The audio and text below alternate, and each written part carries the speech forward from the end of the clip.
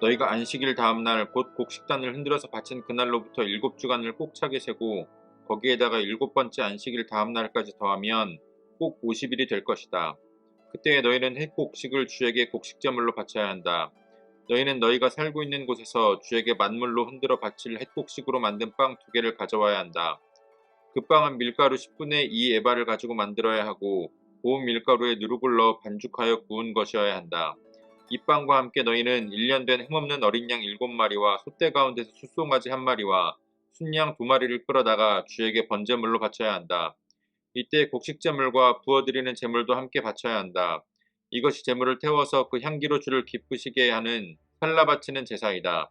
너희는 또 순염소 1마리는 속죄제물로 바치고 1년 된 어린 순양 2마리는 화목제물로 바쳐야 한다. 제사장은 그것들을 받아 첫 이삭으로 만들어 바치는 빵과 함께 주 앞에서 그것들을 흔들어서 2마리 양과 함께 바쳐야 한다. 이것들은 주에게 바친 거룩한 제물로서 제사장의 몫이다. 바로 그날에 너희는 모임을 열어야 한다. 그 모임은 너희에게 거룩한 것이므로 그날엔 생업을 돕는 어떤 일도 하지 않아야 한다. 이것은 너희가 사는 모든 곳에서 대대로 길이 지켜야 할 규례이다. 너희가 밭에서 난 곡식을 거두어 드릴 때에는 밭 구석구석까지 다 거두어 드리지 말고 또 거두어 들인 다음에 떨어진 이삭을 줍지 말아라. 그 이삭은 가난한 사람들과 나그네 신세인 외국 사람들이 죽게 남겨두어야 한다. 내가 주 너희의 하나님이다. 주님께서 모세에게 말씀하셨다. 너는 이스라엘 자손에게 다음과 같이 일러라. 7째 달, 그 달 초 하루를 너희는 쉬는 날로 삼아야 한다. 나팔을 불어 기념일임을 알리고 거룩한 모임을 열어야 한다.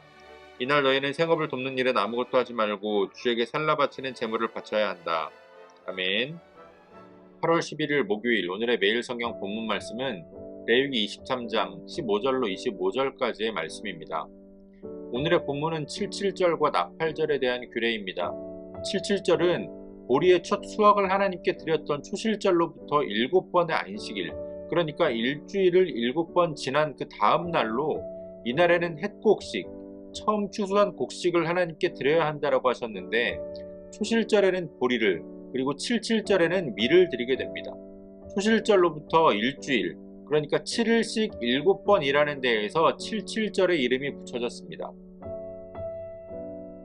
77절은 오순절로 불리기도 하는데 이 오순절이라고 하는 이름은 후대에, 포로기 후기에 붙여지게 됩니다. 광야에서 아무런 노력 없이 만나와 메추라기를 통해서 하나님의 공급을 경험했던 이스라엘이 이제 가나안 땅에 들어가게 되면 자신들의 노력으로 농사를 짓고 곡식을 추수하게 됩니다.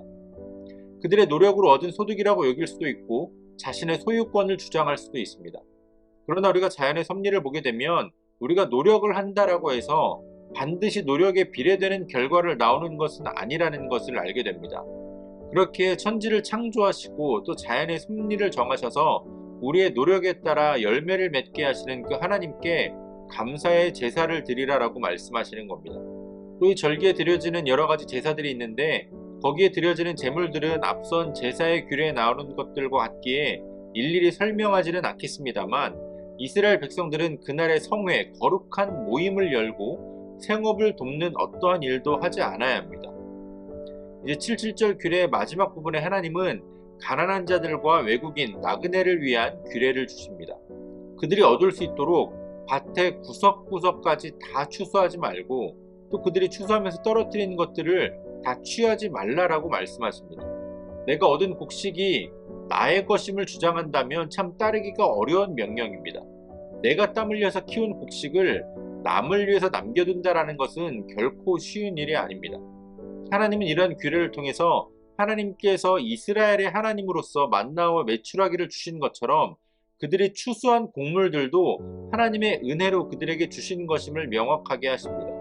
또한 이어지는 나팔절의 규례를 보게 되면 유대인들이 새해로 여기는 음력 7월 첫날을 안식일로 삼고 나팔을 불고 생업과 관련된 일을 하지 말고 또한 동일하게 성회를 열어야 한다라고 말씀하십니다.